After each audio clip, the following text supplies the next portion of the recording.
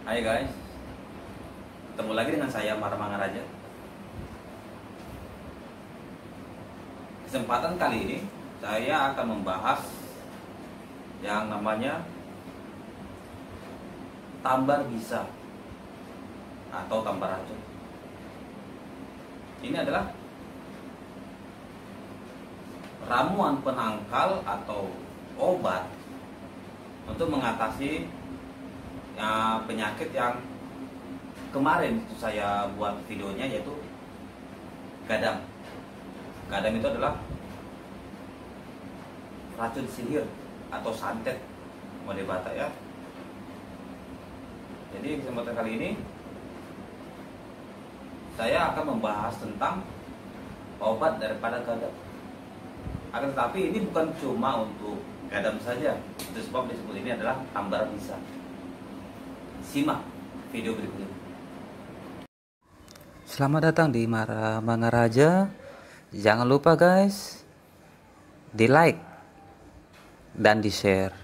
Dan untuk lebih memajukan lagi, silahkan di subscribe. Thank you. Oke guys, untuk membuat tambar bisa ini itu sangat mudah. Bahan-bahannya pun sangat sederhana. Hanya menggunakan dua bahan saja. Yang dulu menggunakan salah satu adalah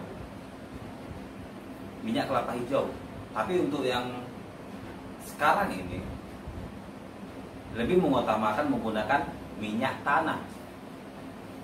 Jadi yang untuk saat ini saya akan menggunakan minyak tanah. Itu yang pertama. Dan bahan yang kedua adalah kelabang atau lipan hidup.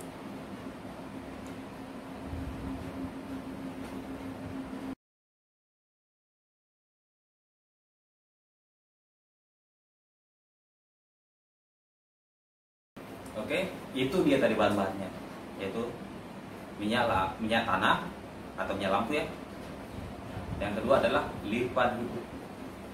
Jadi proses pengolahan untuk menjadikan ini obat adalah,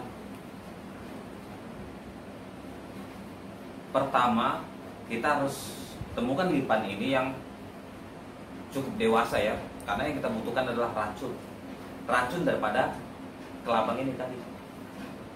Jadi kita cari yang sudah cukup umur, yang mana racun dia sudah cukup memadai. Setelah kita mendapatkan lipan ini, kita puasakan lipannya minimal sehari semalam. Apa tujuan daripada puasa ini tadi? Yaitu untuk menaikkan bisa daripada lipan. Semakin kuat kemampuan bisa daripada lipan ini, kemampuan obatnya akan semakin bagus. Jadi setelah kita puasakan lipannya sehari malam, kita gunakan satu botol kaca atau toples kaca ya. Kita gunakan, isi dengan minyak lampu atau minyak tanah tadi setengah saja. Setelah itu masukkan lipan yang sudah kita puasai tadi dalam kondisi hidup. Jadi lipannya tidak boleh mati, kondisi hidup. Masukkan ke dalam, tutup. Kemudian simpan di tempat yang aman. Waktu fermentasinya itu sekitar 1 bulan lebih lah, lebih kurang 40 hari. Ada memang kita menggunakan tabas-tabas juga, mantra-mantra juga. Tujuannya adalah, jadi ini bukan sekedar obat biasa untuk kulit, tapi juga yang berupa racun hidup atau juga bisa. Jadi kita menggunakan minyak tanah, kelabang hidup, juga menggunakan mantra. Oke, jadi tujuannya ini bukan cuma untuk pengobatan yang namanya gadam atau santet sihir tadi. Boleh juga untuk menggunakan semacam penyakit kulit.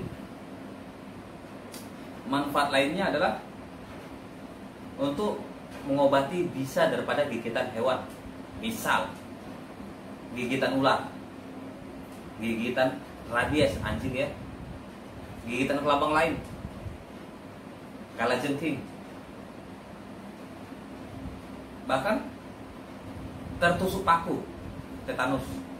Boleh kita menggunakan ramuan ini tadi. Saya sendiri sudah ya, ular welang yang tengah laut, ular cincin, yang konon katanya kalau sudah kena gigit tidak sampai ke darat akan mati. Itu anjing. Kenyataannya saya sudah alami sendiri dan saya boleh selamat dengan menggunakan ramuan ini. Jadi ingat ya, ini bukan cuma untuk gadam. Manfaatnya sungguh luar biasa, jauh sekali. Gadam, penyakit kulit, kusta, bisa hewan, bahkan racun panah, termasuk juga tertusuk paku. Boleh kita menggunakan ramuan ini. Oke. Untuk mantranya adalah untuk saat ini saya tidak berikan dulu, saya masih simpan. Silahkan di komen, saya boleh share untuk lebih banyak lagi, karena memang nanti tabas-tabas ini akan saya bongkar lagi untuk di video berikutnya. So jangan lupa untuk memajukan lagi channel ini agar lebih bermanfaat, membongkar pengobatan rahasia-rahasia tempo dulu. Jangan lupa di subscribe guys, di komen, di like, dan jangan lupa di share. Thank you.